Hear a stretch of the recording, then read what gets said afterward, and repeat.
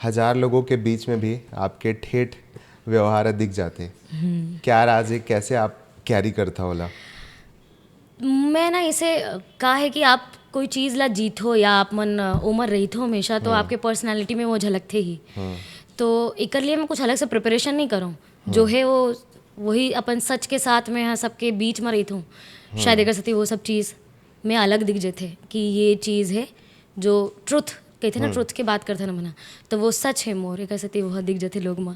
हाँ, मगर जैसे आप कहीं गए, दिल्ली गए, रशिया गए, तो आपसे बहुत और ऊंचे ऊंचे कलाकार और बहुत ही बोले जाए अलग पर्सनैलिटी वाले मन आते हैं। ओमा भी आप मन कैसे याद रखता खुद ला कि ऐसे ना कि अभी जैसे रशिया भी गए रहे हूँ मैं, हाँ, तो रशिया में हमारा बोले भी रहे कि वेस्टर्न ड्रेस वगैरह पकड़ लेना, आप अपना कैरी करके जाना वहाँ पे, और हमन लेके भी गए रहे हैं।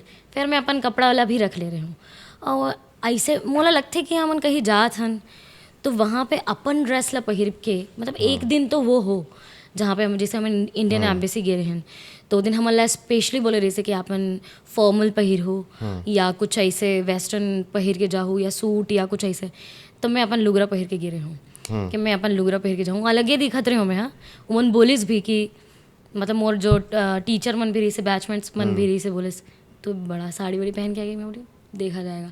और वहाँ पे ऐसे हो इसके इंडियन एम्बेसी में गेन भी, तो वो जो एम्बेसडर आइस तो ओकर स्वागत करना रही से, तो हमारे यहाँ के तो सब जन विदेशी ड्रेस पहिरे रही से, मी एक जन रहे हूँ तो मोला बोलिस, तो फिर मैं होकर मन के स्वागत करे हूँ। तो ये मैं बता हूँ ना कि मोर ट्रुथ है, ये मोर सच है। तो एक सती वो कैरी करते मैं हमेशा, एक सती वो अलग दिख जाते और ओकर प्रति जो विश्वास है, जो आस्था है, वो इम्पोर्टेंट है।